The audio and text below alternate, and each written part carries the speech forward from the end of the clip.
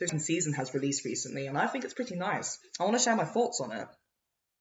For those of you who don't know, Scream Street is a stop-motion show on CBBC that's based off the books by the late Tommy Doverband.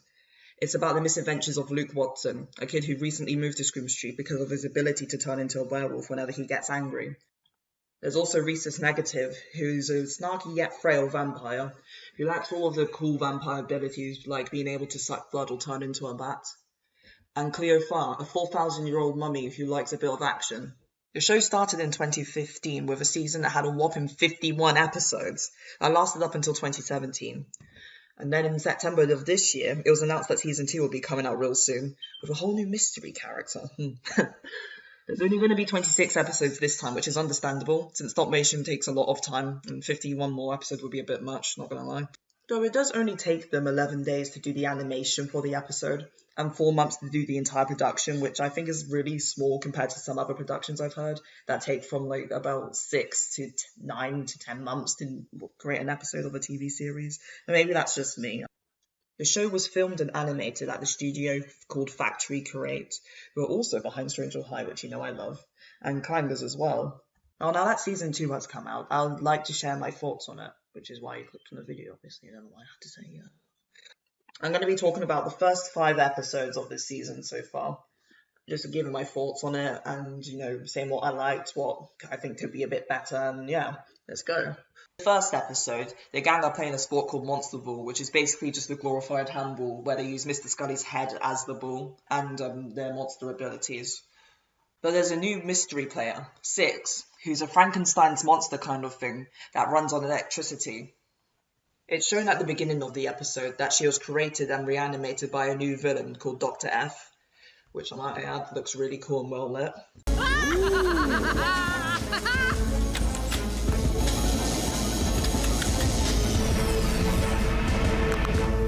It's alive! It's alive!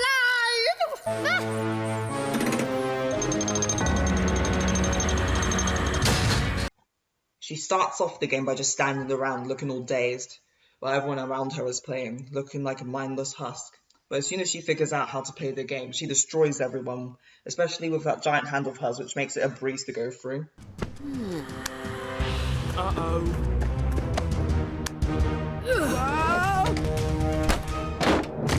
It's up to me now! Luke at the beginning of this episode was really overconfident in his skills, but once Six starts showing him up, he starts to get a bit pissed and turns into a werewolf and starts to cause havoc, hurting her in the process. After the chaos, everyone gathers around Six, who can't get up since her battery power is running low. Hey guys! I'm not gonna hurt anyone.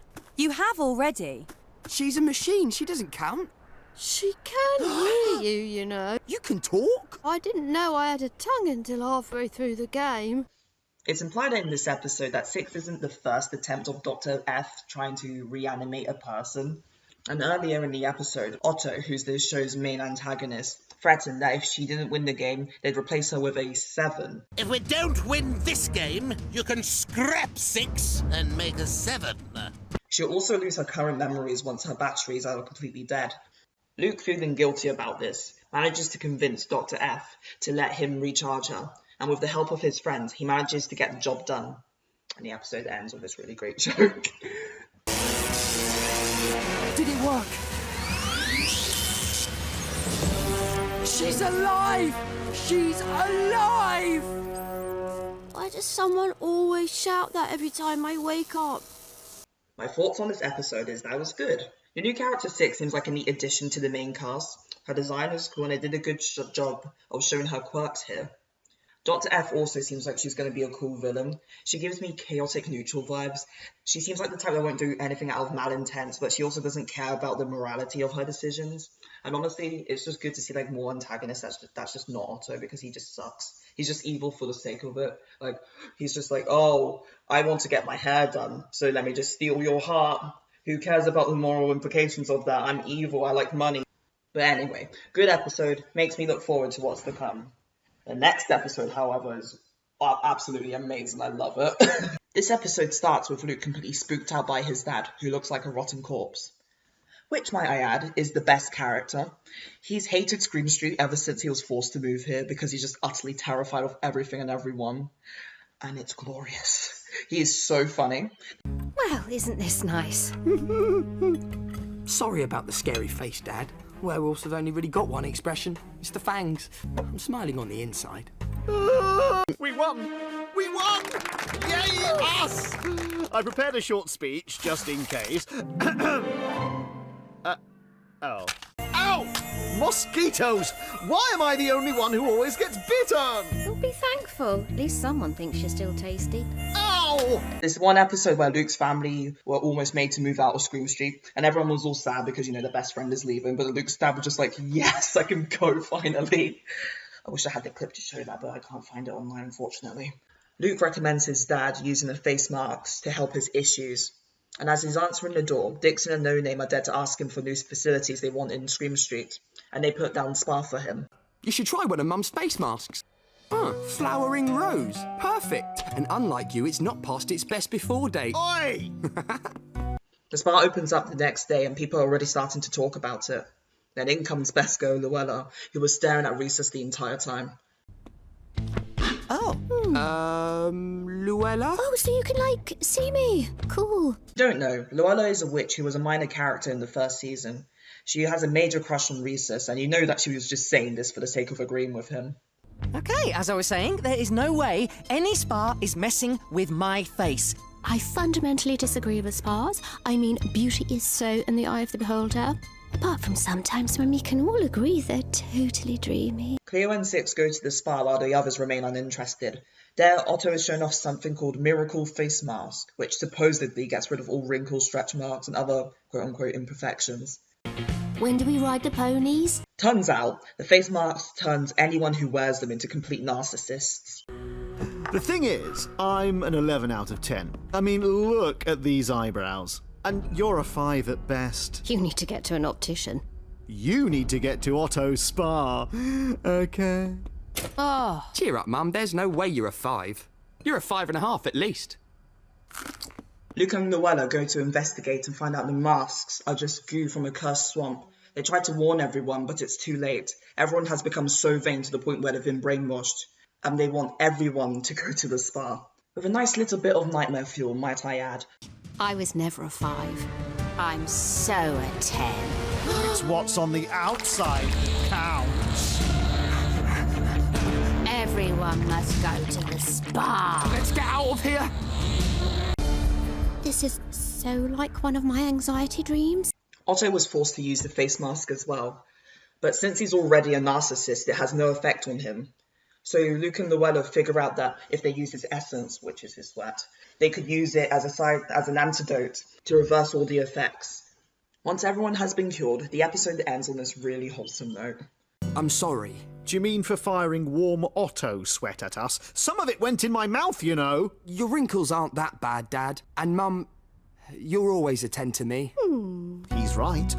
I have no idea what a 10 like you sees in a 5 like me, but I'm very glad you're my wife. Oh, come here, you.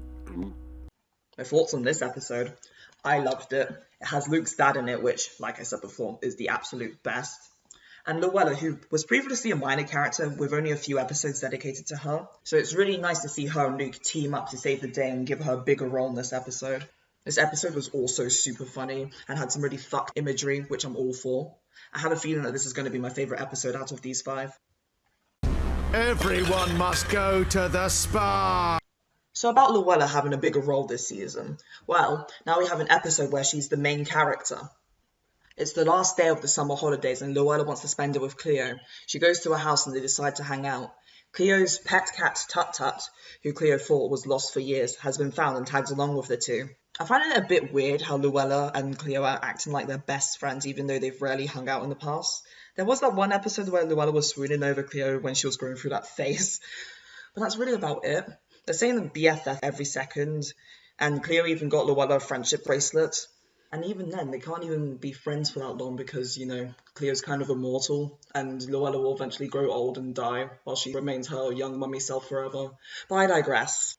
While the two are playing ball with Tut-Tut, Luella accidentally throws the ball into the Underlands, which is a place where wrongdoing monsters get sent for eternity. So yeah, the cat's pretty much screwed. Cleo is devastated by this and refuses to see Luella again. To make things right, Luella decides to cast a spell to reset the day. Don't chuck that ball too close to the Underlands gate!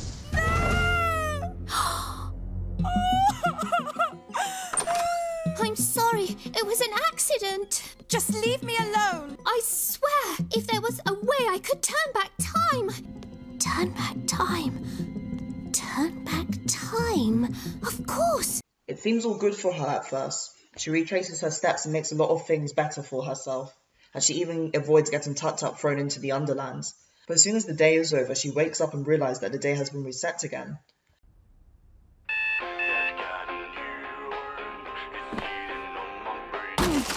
This keeps on happening over and over again.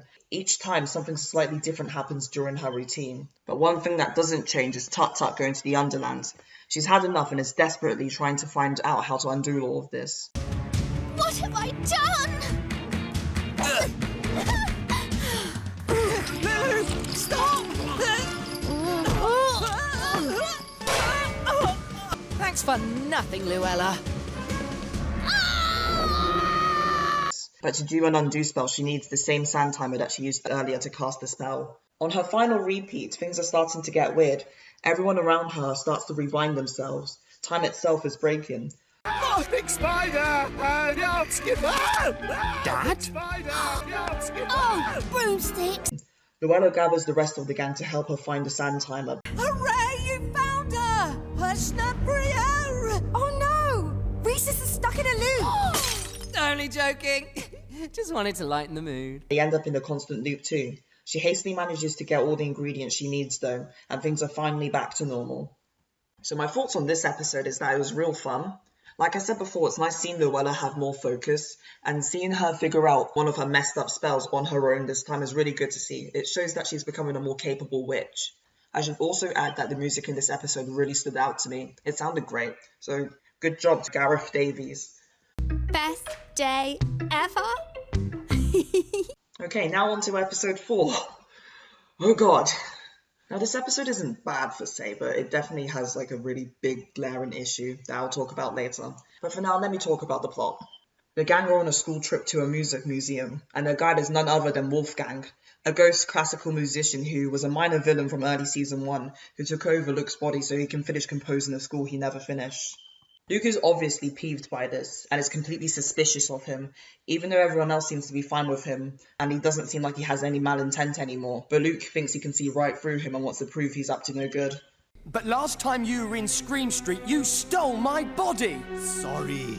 I don't know what possessed me, but I know what possessed you. Me! Oh, it makes it funny! But I am the changed man. You know, I want to make better for my naughty. A likely story. Oh, okay. So people don't get second chances. Oh, I have so much to learn. They see Wolfgang possess one of the goblin staff members once the museum has closed. They follow him in, and Wolfgang is only dusting a painting of himself, but Luke jumps to conclusions and thinks he wants to loot the place. Don't touch it, you thief! I can explain! We know who you really are, Wolfgang. Grab the picture. No, don't! Get out of Scream Street before I lose it! Grr! All seems fine and Luke is pretty pleased with himself, but then Reese's starts to fade away. My milkshake! Reese's, you okay? You look faint. You're fading away. Now I will never be able to hold his hand. Did I just say that out loud? Eva! Wolfgang returns to town and Reese's becomes a phantom? Coincidence? I think not. Oh, make him better, please. Phantomisis. I haven't found a magical cure for this in 400 years. I thought you were only 350. That's what I meant. 350 years. They go to the museum to investigate why this is happening, but then they hear someone coming. It's Wolfgang, and he's got his physical body back. They get out of there with his painting, thinking that that's the thing he wanted to steal, but after a bit, Cleo starts to fade away as well. They see Wolfgang go to Dr. F's house, so they assume they both had a part to play why all of this is happening. But when they get there, they see that Dr. F is fading as well. calm down, Wolfie. I can explain. You see, Dr. F and I are distant cousins. It's Dr. F who cured me of my phantomyces. It's my new virus repolarizer. You simply feed a sample of the virus in here, and the apparatus turns it into a cure. So, how come you're... The highly infectious sample turned out to be highly infectious. Wolfgang explains that the virus was painted into his picture by his rival so he would be out of his way. And since Wolfgang's last encounter with Luke, he's been gathering samples so Dr. F can help make a cure. So it's the painting that spreads the virus? Precisely. And now that I am cured, I was going to destroy it forever so that nobody else can catch it. Why didn't you just say so? I tried, but people are not believing me right now. To cure everyone, they need the painting so they can put it in Dr. F's machine to repolarize everyone. But Luke fades away just before he can make it, turning into a werewolf in the process because it made him angry. Since Wolfgang is the only physical being left, he decides to sacrifice his body to save everyone. Now!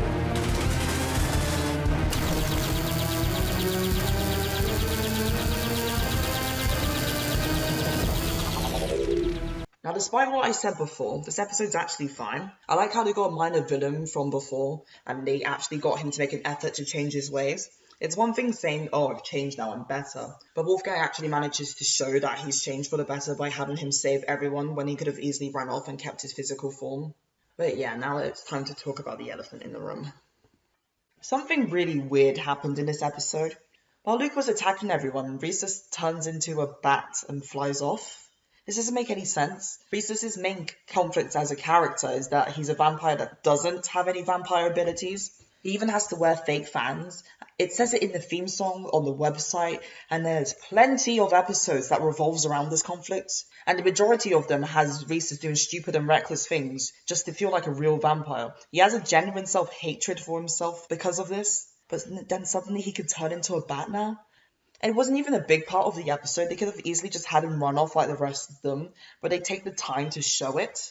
I really hope this gets explained in a future episode, because if not, that's some really bad retconning and it really damns his entire character.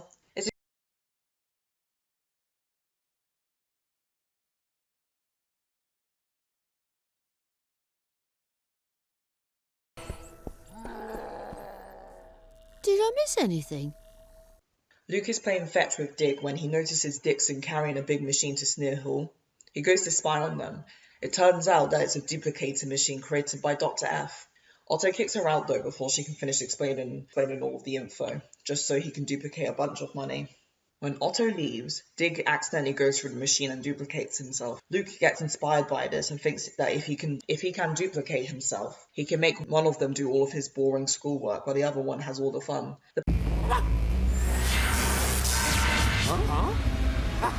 Check us out! You can't even tell which one of us is the original. The problem is that two Lukes will have the same mentality, meaning that neither of them will want to do all the work, and it's fun to see them argue.